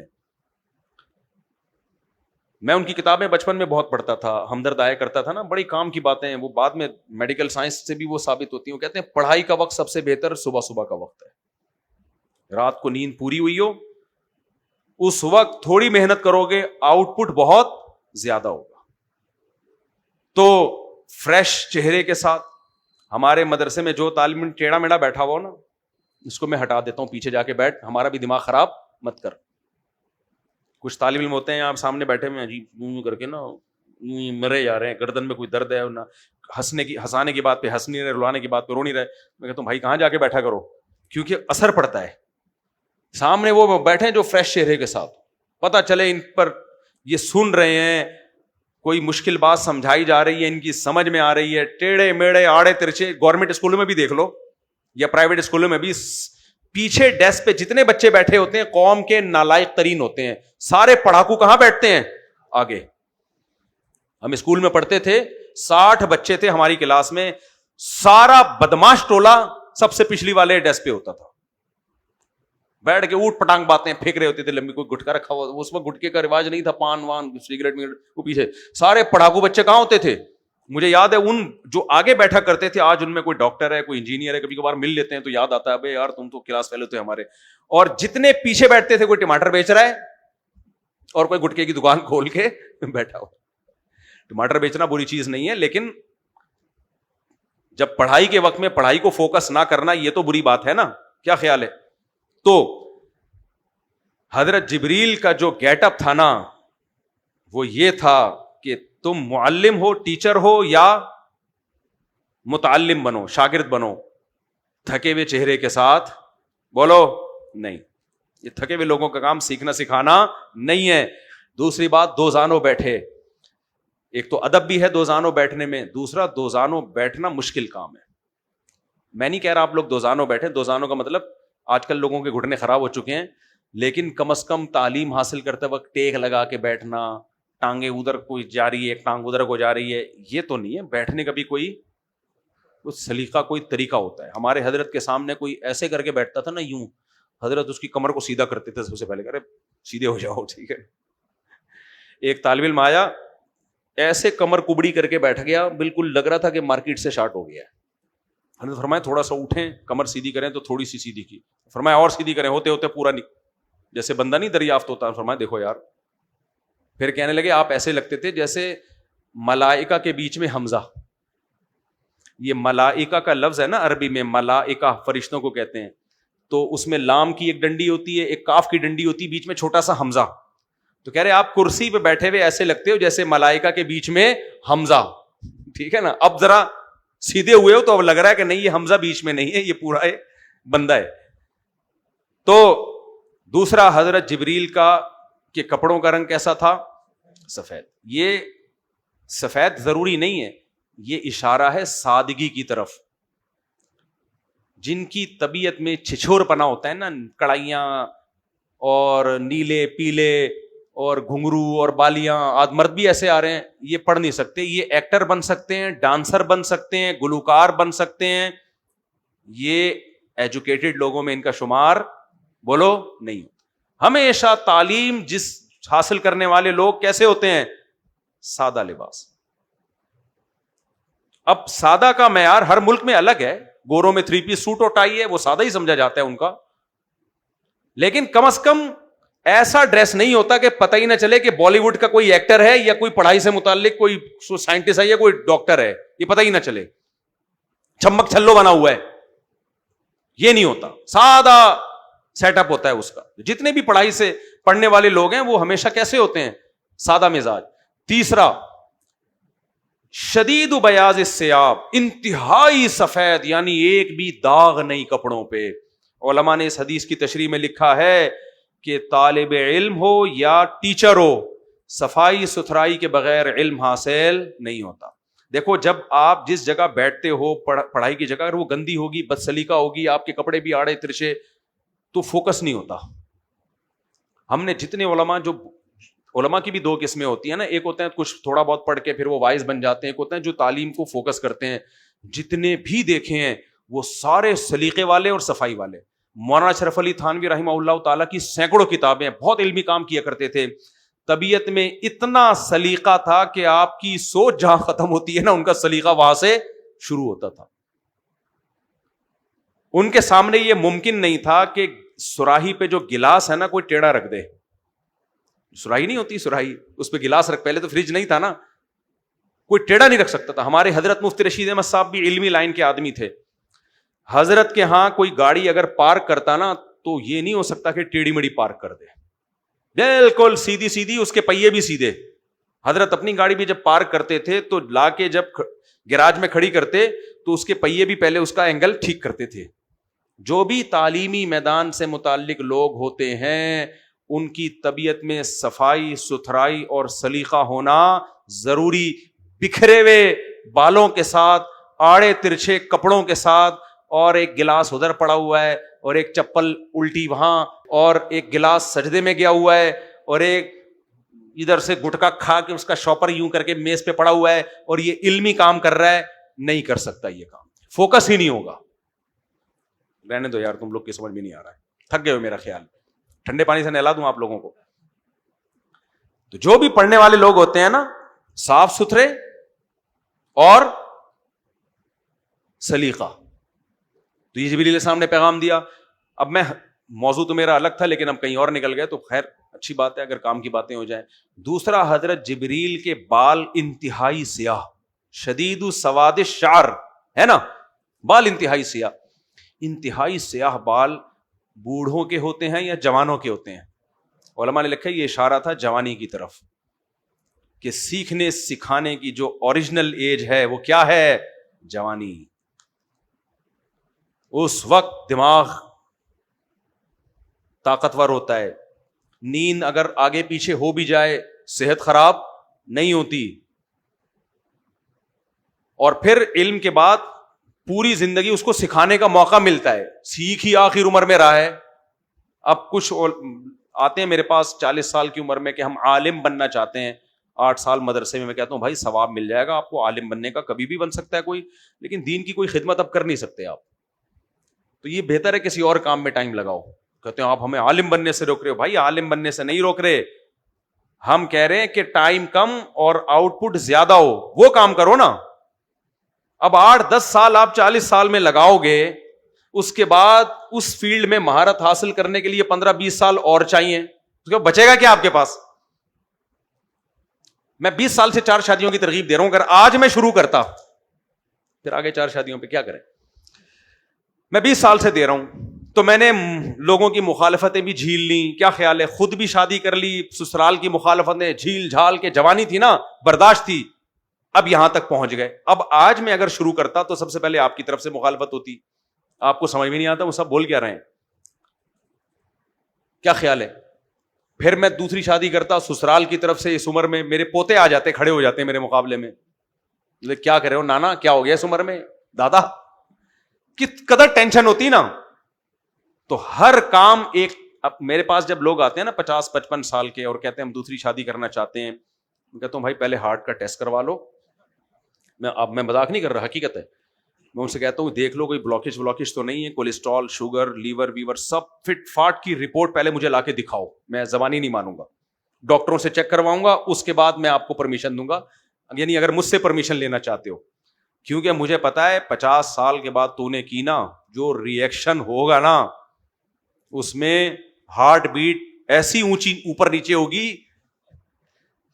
وہ سمجھ رہے ہیں میں مذاق کر رہا ہوں, نہیں بھائی, جب اب تو میں نے کہا تمہارے بچے بھی بڑے ہو گئے, وہ بھی جب گریبان پکڑیں گے نا تمہارا ابا, تو پھر جو تمہاری حالت ہونے والی ہے وہ مجھے پتا ہے. اس لیے پائلٹ بننے کے لیے جس قسم کا میڈیکل ٹیسٹ ہونا چاہیے نا, فائٹر پائلٹ, دوسری شادی کے لیے وہی والا ٹیسٹ ضروری ہے. آج ایئر فورس سے کچھ جوان آئے ہوئے تھے ماشاءاللہ بڑے اچھے, تو میں نے ان سے پوچھا کہ فائٹر پائلٹ کے لیے میڈیکلی کیا کیا ہونا ضروری ہے. انہوں نے اتنا سخت ٹیسٹ بتائے ہیں. بھائی فائٹر پائلٹ جو ہے نا, جو جہاز لے کے اڑتا ہے, اس کے تو بہت سخت ہے نا, وہ تو کلابازیاں کھانی ہے اس نے فضا میں. اگر وہ تھوڑا سا بھی ہارٹ واٹ کا مسئلہ ہوا, پتا چلا یوں کر کے الٹا ہوا, وہاں بی پی ہائی ہو گیا اس کا, یا ہارٹ بیٹ آڑی ترچھی ہو گئی, یا شوگر ڈاؤن ہو گئی, اس کو لڈو چاہیے فوراً. اس کو تھوڑی فضا میں لے جا کے کوئی لڈو کھلائے گا. شوگر کے مریضوں کے ساتھ تو ایسا ہی ہوتا ہے. تو اس کا تو بہت زیادہ اس فٹنس دیکھی جاتی ہے پائلٹ میں. تو میں نے کہا بھائی 50 سال کے بعد اگر آپ دوسری شادی کر رہے ہو تو پہلے ایئر فورس جوائن کرو.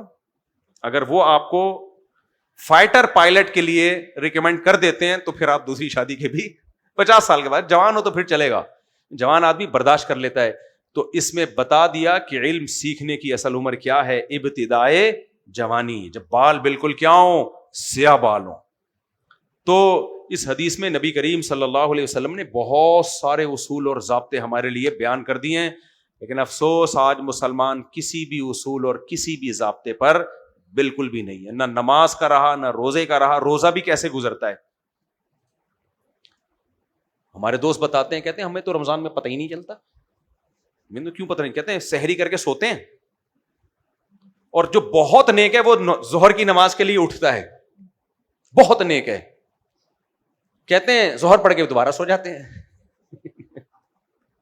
عصر میں اٹھتے ہیں, بس افطاری کی تیاری ہوتی ہے. تو اللہ کا بڑا فضل ہے, رمضان بہت اچھا گزرا ہے ہمارا.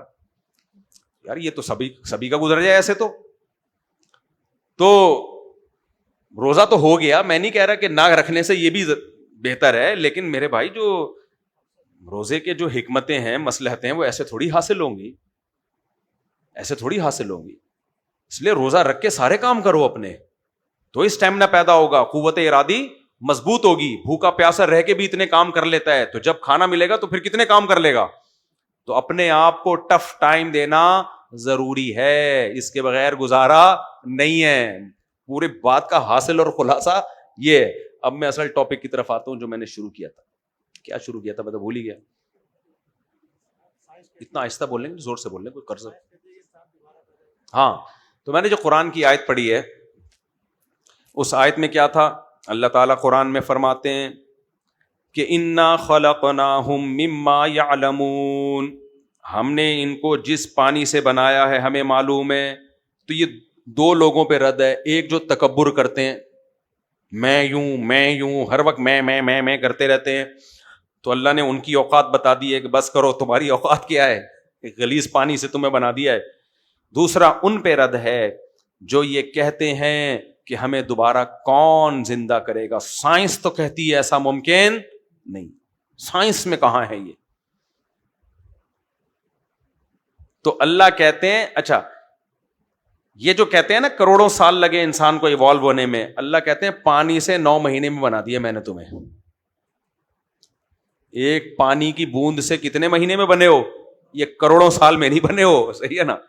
اور یہ پروسیس انسانوں نے اپنی آنکھوں سے نہ دیکھا ہوتا کہ ہم منی کے قطرے سے بنتے ہیں 9 مہینے میں، اگر ہم نے اپنی آنکھوں سے نہ دیکھا ہوتا، فار ایگزامپل ہم سب مسلمان انسان اس وقت دنیا میں ہوتے اور فطرت کی طرف سے کوئی ایسا سافٹ ویئر ہم میں ڈال دیا جاتا کہ ہم اپنا ماضی بھول جاتے کہ ہم پانی سے ماں کے پیٹ میں بنے اور پھر دنیا میں آئے ہیں اور آتے ہی ماں کی چھاتیوں میں دودھ پیدا ہوا اور وہ پی کے ہم بڑے ہوئے، بلکہ ہمیں یہ غلط فہمی میں ڈال دیا جاتا کہ یعنی ہمیں بھلا دیا جاتا یہ سارا پروسیس، اور پھر ہمیں بتایا جاتا کہ اب سوچو تم دنیا میں کیسے آئے.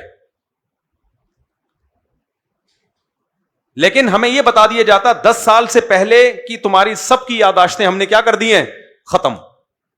تو خدا کی قسم انسان بیٹھ کے ایک سائنٹسٹ بھی یہ تھیوری پیش نہیں کرتا کہ پانی سے بن کے ہم 9 مہینے میں تیار ہوئے اور پیدا ہوتے ہی ماں کی چھاتیوں میں دودھ آ گیا تھا. سارے ایک نئی افلاطونیاں لا رہے ہوتے ہیں. ایک یونیورسٹی کا پروفیسر کہتا ہے ایکچولی یہ ہم جو اتنے جمشید، غفار، ستار، نیلسن یہ دنیا میں ہیں، ایکچولی ہوا یہ تھا کہ ونس اپون اے ٹائم، کروڑوں سال پہلے، جو ڈارون نے جو پھینکی ہے وہ ٹھش پش کر کے نا، وہ پھر ایک سائنٹسٹ کہتا، پھر کوئی مولوی آ کے کہتا نہیں بھائی تورات میں لکھا ہوا ہے، انجیل میں لکھا ہوا ہے کہ ہم پانی کا قطرہ تھے اور ماں کے رحم میں 9 مہینے میں وہ پانی نے جان پڑی اور آنکھ کان ناک بن گئے اور دنیا میں آئے، اور جیسے ہی آئے ماں کی چھاتیوں میں فوراً دودھ پیدا ہو گیا. اور خدا کی کتاب یہ کہتی ہے ایسا ہوا ہے. تو پتہ ہے لوگ کیا کہتے ہیں، یہ مذہبی آدمی ہمیشہ illogical بات کرے گا. یہ جو آج کل ایتھیسٹ ہے نا وہ اسی طرح کی پھینک رہے ہوتے ہیں. مذہبی آدمی ہمیشہ بات کرے گا، جب بھی کرے گا کون سی کرے گا، illogical. بھائی سائنس قرآن اور تورات انجیل کو نہیں مانتی ہے. سائنس کہتی ہے تھیوری پیش کرو، آپ نظریہ پیش کرو ایویڈنس کے ساتھ. کس کے ساتھ؟ ایویڈنس، ثبوت کے ساتھ. تو ثبوت یہ ہے کہ ہمیں 4000 سال پرانا ایک ہڈی ملی ہے، اس ہڈی پہ ہم نے ریسرچ کی ہے. پتہ چلا کہ جمشید اس زمانے میں بھی تھا. صحیح. اب وہ سائنسدان خود کہہ رہے ہوں گے کہ یہ ریسرچ نہیں ہے، یہ خیال ہے کہ شاید ایسے ہوا ہو. لیکن جو سائنس کے ہلے ہوئے ہیں نا، جو سائنس کو خدا بنا چکے ہیں خدا کے مقابلے میں، وہ کہیں گے نہیں یہ ایسا ہی ہوا تھا. بھائی ہم نہیں ماضی میں جا سکتے، ہم کیسے پیدا ہوئے تھے، اس کے لیے ہمیں خدا سے پوچھنا پڑے گا. وہ خدا قرآن میں کہتا ہے کہ میں نے مٹی سے بنایا اور آدم اور حوا کو ملایا اور اس سے انسانوں کو بھر دیا. تو مان لو. آپ کہہ رہے نہیں قرآن سائنس سے نہیں ٹکراتا بھائی. قرآن سائنس سے کوئی ایک آیت دکھا دو جو سائنس سے ٹکرا رہی ہو. ہاں قرآن کچھ باتیں ایسی کر رہا ہے جہاں تک سائنس پہنچی نہیں ہے. تو خدا کو سائنس کے مقابلے میں بلا وجہ کیوں لا کے کھڑا کر رہے ہو؟ کیوں کہہ رہے ہو کہ مذہب الگ بات کر رہا ہے، سائنس الگ بات؟ سائنس الگ بات کر ہی نہیں رہی ہے. وہ جب کرتی، جب سائنس یہ دعویٰ کرتی کہ ایویڈنس سے ثابت ہے کہ ہم بندر سے بنے ہیں. جب سائنسدان یہ نہیں کہہ رہے ہیں، کہہ رہے ہیں نہیں ثابت نہیں ہے، خیال ہے ہمارا، تو خیالات کی دنیا پہ ہم عقیدے قائم کر لیں، قرآن کو چھوڑ دیں؟ ہم پاگل ہیں کیا؟ جو آسمانی کتاب ہے جس کے برحق ہونے کے دلائل کے انبار لگ گئے ہمارے سامنے. کتنے دلائل ہیں، آپ صرف اسلام اور قرآن کے برحق ہونے کے دلائل پہ کتاب لکھنا چاہیں نا، صفوں کے صفحے بھر جائیں. میں کل ایک بچے کی تقریب میں گیا جس نے قرآن حفظ کیا ہے. میں نے کہا ان بچوں کا 1400 سال کے بعد بھی لاکھوں کروڑوں بچوں کا قرآن حفظ کرنا، ایک ایسی کتاب کا حفظ کرنا جو 1400 سال پہلے نازل ہوئی، جس کے ٹائٹل پہ کسی رائٹر کا نام نہیں ہے. ایک ایسی کتاب کو اربوں خربوں لوگ، جب سے قرآن آیا ہے تو کروڑوں لوگ ہوں گے، وہ اپنے سینے میں محفوظ کر رہے ہیں. اتنا زبردست قسم کا پروٹوکول کسی انسان کی طرف سے انسان کی لکھی ہوئی کتابوں کو مل ہی نہیں سکتا. بڑے سے بڑا یونیورسٹی کا پروفیسر آ جائے، بڑی شاندار کتاب لکھے اور وہ چاہے کہ اس کو یہ پروٹوکول مل جائے، ملے گا؟ سوال ہی پیدا نہیں ہوتا. اور اس پیغمبر کی کتاب کو رائے جو امی تھے، ایک ایسے پسماندہ علاقے میں پیدا ہوئے جہاں لوگ لکھنا پڑھنا نہیں جانتے تھے. بدر کے قیدیوں کو چھوڑا جا رہا ہے، کچھ ہماری قوم کو الف با تا سا سکھا دو. کتاب ایسی ہے کہ وہ پروٹوکول ملا کہ جیسے جیسے نازل ہو رہی ہے لوگ لکھ رہے ہیں، زبانی یاد کر رہے ہیں، ایک حرف بھی آگے پیچھے نہ ہو جائے. یہ تو صرف حفاظت ہے. اور جس خدا نے کہا تھا میں نے اس کو نازل کیا حفاظت کر کے دکھاؤں گا، اس نے حفاظت کر کے دکھا کے بتا دیا ہے کہ میں نے ہی کہا تھا کہ حفاظت کروں گا، ورنہ کسی کا باپ بھی حفاظت نہیں کر سکتا تھا اس کی. اور یہ تو صرف اس کے الفاظ کی حفاظت ہے، تعلیمات کو دیکھو. بڑے سے بڑے ڈاکٹر آج پیدا ہو کے ریسرچ سینٹر کھول لے اور آپ کو کہیں کہ 1 ہفتہ روزہ رکھا کرو ہر مہینے، کتنے لوگ رکھ لیں گے؟ کوئی بھی نہیں رکھے گا، خود ڈاکٹر نہیں رکھے گا. اس کتاب نے 1400 سال پہلے کہہ دیا کہ جو رمضان کا مہینہ پائے پورے مہینہ روزہ رکھے. کروڑوں لوگ، چاہے جون جولائی ہو، دسمبر ہو، ریگستان ہو، صحیح ہے نا، افریقہ کے جنگلات ہوں، امریکہ کینیڈا کے 22 گھنٹے کے دن ہوں، ان کی صحت پہ اثر نہیں پڑتا. اور بھائی جان انسان کی پاس اتنی پاورفل موٹیویشن ہے ہی نہیں. میں اپنی مثال دیتا ہوں، جب تک شادیوں کی مثال نہ ہے بات سمجھ میں نہیں آئے گی. اس کے بغیر بات یہ ادھوری ہے. مجھے اگر خدا کی قسم قرآن نہ کہتا نا کہ شادیاں کرو، کسی کا باپ مجھ سے کروا کے دکھا دیتا شادی. کیونکہ میں جب کرنے لگا تھا نا تو مجھے جو ٹانگیں ٹوٹنے کا خوف ہوا اور میری جو کانپیں ٹانگنے لگی تھیں، کیونکہ اتنا مشکل کام ہے پوری زندگی ایک عورت کو گھر دینا، سہارا دینا، اس کی اولاد کو پالنا. ابے بھائی تبھی گورا ایک بھی نہیں کرتا. کہتا ہے یار تم لوگ پاگل ہو تو شادیاں کر کے اپنے آپ کو عذاب میں ڈالا. گرل فرینڈ رکھو، چھوڑو، دوسری پسند آئے دوسری گرل فرینڈ. کتنا آسان راستہ ہے کہ نہیں ہے؟ کیا خیال ہے بھائی؟ تبھی یہ اب ہندو بھی دیر سے شادی کرتے ہیں، مسیحی بھی دیر سے کرتے ہیں، سکھ بھی. ہم لوگ ہیں جو ابھی 15 سال کے بچے کی کر دی، یا 16 سال کے بچے کی کر دی، یا 22-23 سال میں تو ہوتی ہے. ابھی کل میں نے نکاح پڑھا ہے 22 سال کا دولہا. میں نے کہا ابھی تو 2 دانت کا بھی نہیں ہوا تو. خیر، اب آپ مجھے ایک بات بتاؤ، یہ مذہب کی موٹیویشن کے بغیر ممکن تھا؟ میں نے جب نکاح کا پیغام بھیجا 2 بچے بھی جہیز میں لے لیے. میرا کوئی کمال نہیں ہے، تو سب بہت سے لوگ کر رہے ہیں. لیکن یہ موٹیویشن کہاں سے ملی ہمیں؟ مذہب سے ملی ہے بھائی. ورنہ ساری دنیا کے موٹیویشنل اسپیکر بٹھا کے ہمیں سمجھاتے نا کرو، رکھ کے چماٹ مارتا. میں کہتا تو کر کے دکھا پہلے. اور اگر وہ کر بھی لیتا میں کہتا تو بے وقوف ہے، تو میں تھوڑی بے وقوف ہوں بھائی. باؤنڈ ہو جاتا ہے آدمی. 4 گھر دینے پڑتے ہیں، 4 کا گیس بجلی کا بل دینا پڑتا ہے، 4 کی کفالت کرنی پڑتی ہے، پھر بھی ذلیل ہوتا ہے. استغفر اللہ. یعنی پھر بھی عزت ملتی ہے. یہ تو غلطی سے منہ سے غلط الفاظ نکل جاتے ہیں. ایک گھر میں جائے گا وہاں سے ذلیل ہو کر نکلے گا، وہاں سے جائے گا شاید وہاں عزت مل جائے. یعنی وہاں بھی عزت ملتی ہے، وہاں بھی عزت ملتی ہے، وہاں بھی عزت ملتی ہے، وہاں بھی عزت ملتی ہے. الحمدللہ، اللہ کا بڑا فضل ہے. تو مذہب کی موٹیویشن کے بغیر یہ ممکن بولو نہیں ہے. بچے پیدا نہیں کرے آدمی. تبھی گوروں نے بچے پیدا کرنے، وہ ہماری تقریروں سے متاثر نہیں. ہم کہتے ہیں بچے گھر کی رونق ہے، کہتے ہیں بھائی خرچہ ہوتا ہے، ڈیلیوری کا خرچہ، بچے کے اسکول کا خرچہ. وہ وقار زکا کا بیان آیا تھا نا، کہتے ہیں میں بچہ نہیں پیدا کرتا. اس کو کہتا ہے پال پوس کے کمبختوں کو بڑا کرو. سوسائٹی کے لحاظ سے اس نے بات صحیح کی ہے. کہہ رہے وہی ہمارے باپ بن جائیں گے.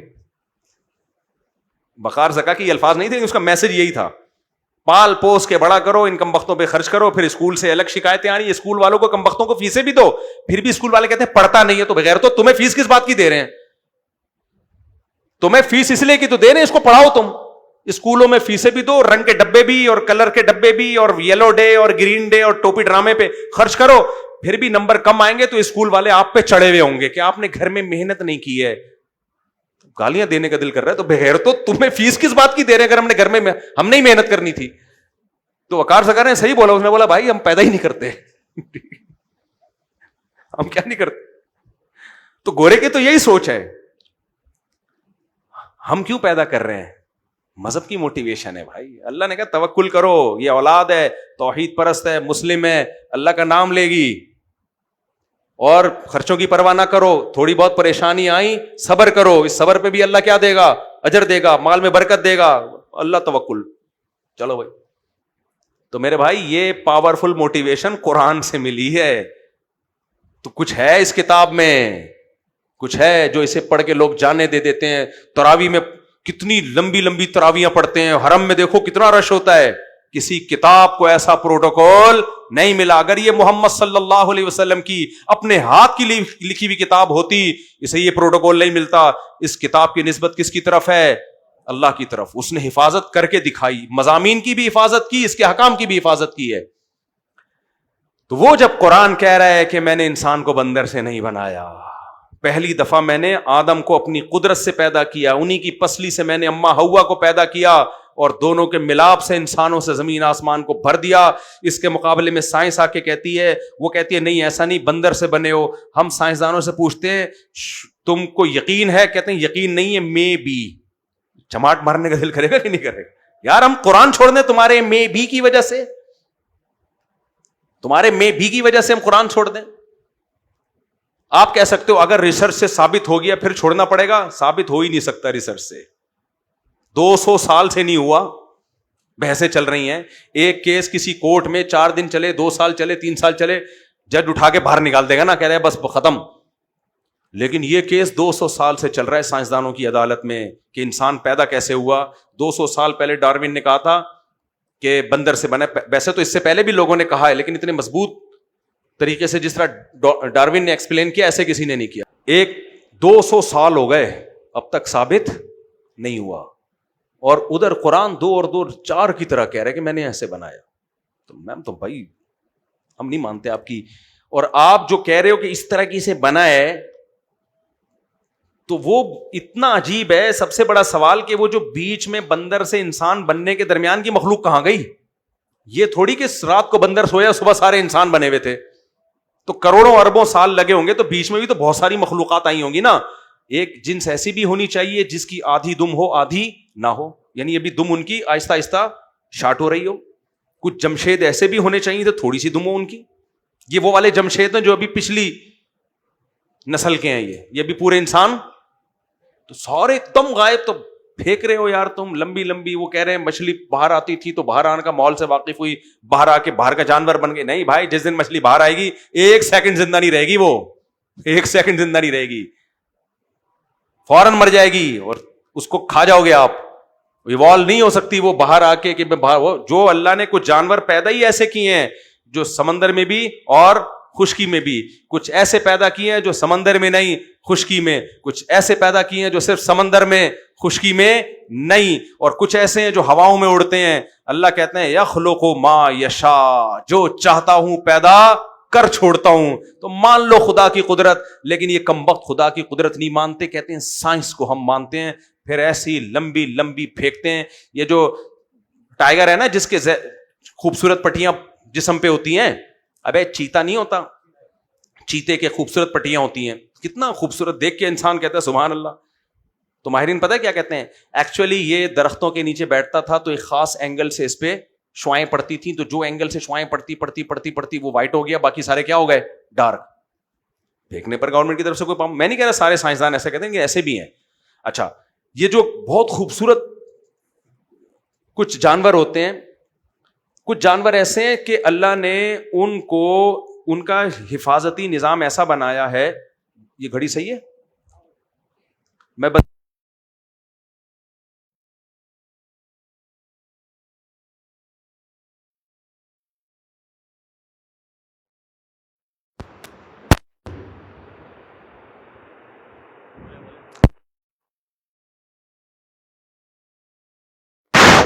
ہو گیا، شکر ہے. کچھ جانور ایسے ہیں جن کو اللہ نے ایک دفاعی نظام دیا ہے. کیسا نظام؟ سیلف ڈیفenس جسے کہتے ہیں نا. انسان سیلف ڈیفenس کے لیے ایک پسٹل چھپا کے رکھے گا، یہی ہوگا نا. جانور کے پاس تو پسٹل نہیں ہوتی، اللہ نے ان کو ایک سسٹم دیا ہے. مثال کے طور پر جس جگہ وہ رہتے ہیں وہ اسی کلر کے ہوتے ہیں. ویسے کچھ مینڈک ہیں وہ ہریالی میں رہتے ہیں تو ان کا کلر بھی کیسا ہے؟ ہرا. کیونکہ اگر وہ ہرے رنگ کے نہ ہوتے تو سانپ سارے مینڈک کھا کے ختم کر چکے ہوتے. تو اللہ نے ان کو کلر کیسا دے دیا؟ گرین، تاکہ جو سانپ ہے نا وہ اس کو نظر ہی نہ آئے، تو بہت کم مینڈکوں کو کھا سکے، نسل ختم نہ ہو. قدرت کا ایک بنایا ہوا نظام ہے. اب ایک سائنٹسٹ نے اس پہ ریسرچ کی، اس نے کہا ایکچولی اب یہ تو خدا کی قدرت ہے نا کہ یار ہر چیز کو بہترین بنایا. وہ کہتے ہیں نہیں، ایکچولی ہوا ایسے تھا کہ وہ مینڈک جو گرین کلر کے نہیں تھے ان کو تو سانپ کھا لیتا تھا، جو گرین کلر کے تھے وہ بچ جاتے تھے. تو پھر ان کا کراس ہوتا تھا دوسرے مینڈکوں سے، تو ہوتے ہوتے کروڑوں سال بعد جا کے وہ مینڈک کا کلر ہی کیا ہو گیا؟ گرین ہو گیا. لوگ کہہ رہے ہیں ویل ڈن، سائنس. کیا ہے؟ سائنس. پھینکی ہے.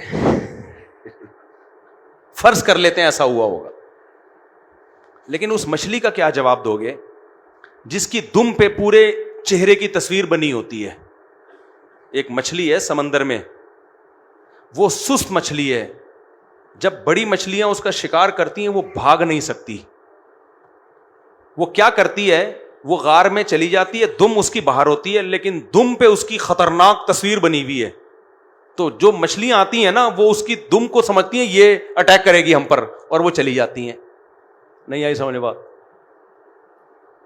حالانکہ اس کو تھوڑی پتا ہے میری دم پہ اتنا خوبصورت, ایک خوبصورت نہیں یعنی شیطانی تصویر بنی ہوئی ہے, ڈرونی. قدرت نے اس کے ڈیفنس کے لیے اس کی دم کو چہرے جیسا بنا دیا ہے. کیوں؟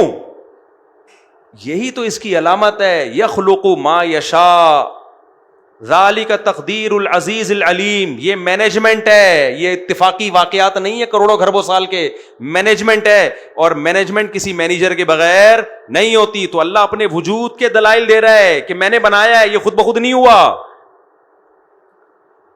جو جانور سست ہے, دنیا کا سست ترین جانور کچھوا, پاکستانیوں سے بھی زیادہ سست, اس کا ڈیفنس کا سسٹم دیکھو. جنگوں میں ہمیں ڈھال چاہیے ہوتی ہے تلوار سے بچنے کے لیے, کیا خیال ہے؟ اب کچھوا اتنا سست ہے, یہاں سے وہاں تک پہنچنے کے لیے 6 مہینے چاہیے اس کو.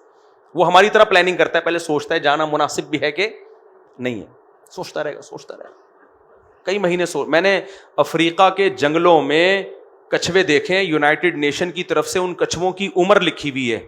ایک کچھوا 250 سال پرانا میں نے اپنی آنکھوں سے دیکھا, اور یونائٹڈ نیشن کا ادارہ ہے وہاں پہ, انہوں نے وہ پورا ان کا کچھووں کا حساب ہوتا ہے. 250 سال پرانا کچھوا میں نے دیکھا ہے.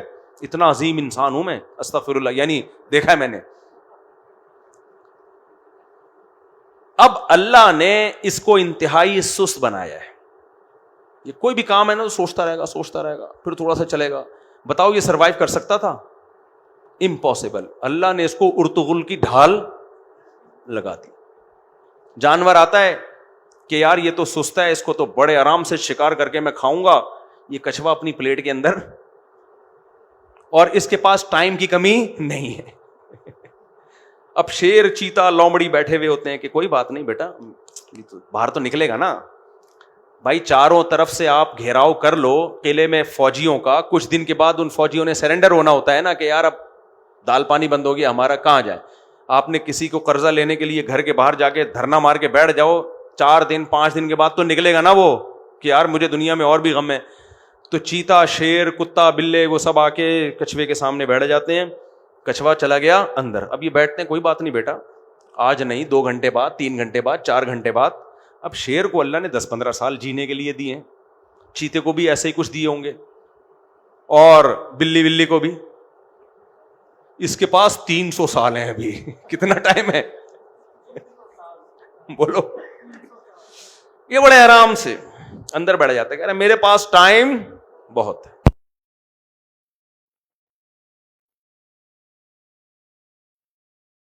کمپلیٹ کر رہا ہوں, ہاں ہو گیا. تو اس کے پاس ٹائم کی کمی نہیں ہے. تو اللہ نے ڈھال ایسی دے دی ہے, کہتا ہے بھائی اب وہ ڈھال اتنی سخت ہے, وہ اس کو مارو کچھ بھی کرو کچھ بھی نہیں ہوتا, وہ پڑا رہتا ہے آرام سے. وہ کہہ رہا ہے اگلے مہینے نہیں تو اگلے سال آ جاؤں گا میں, کوئی مسئلہ نہیں. تو بھائی ذالک تقدیر العزیز العلیم. اللہ کہتا ہے یہ ڈھال کروڑوں خربوں سال میں خود بخود نہیں پیدا ہو گئی. اتنا سست جانور تو زندہ ہی نہیں رہ سکتا اگر ڈھال نہ ہوتی. تو جس دن پیدا کیا ہے سست کو ڈھال کے ساتھ, مجھے لگ رہا ہے اگر یہ ایوالو ہو کے سستی سے ڈھال پیدا ہوتی تو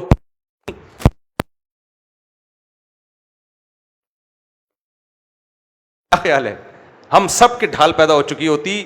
قدرت نے ہمیں بھی ایوالو کیا ہوا ہوتا کہ بھئی یہ انتہائی سست ہیں, یہ سروائیو نہیں کر سکتے, ان سب کو ایک سسٹم خود بخود ہی بنا دو ان کا. تو کچھوا سست پہلے دن سے تھا, لہذا پہلے دن سے اللہ نے اس کو ارطغرل کی ڈھال دے دی ہے تاکہ وہ ہاں کچھ جانوروں کی نسلیں اللہ نے ختم کر دی, وہ حکمت ہوگی اس میں, کوئی ہمیں کیا پتا, ہر چیز کا ہمیں حکمت ہمارے سامنے تو نہیں ہے. تو اس لیے میرے بھائی ذالک تقدیر العزیز العلیم, یہ آیت یاد کر لو. یہ مینجمنٹ ہے اس ذات کی طرف سے جو طاقتور بھی ہے اور اس کا علم بھی کامل. وہی کہتا ہے کہ جس نے تمہیں پہلی بار بنایا وہ تمہیں دوبارہ بھی بنائے گا. اللہ ہمارے ایمان کو مضبوط کرے, آخرت کی تیاری کی توفیق عطا فرمائے. نماز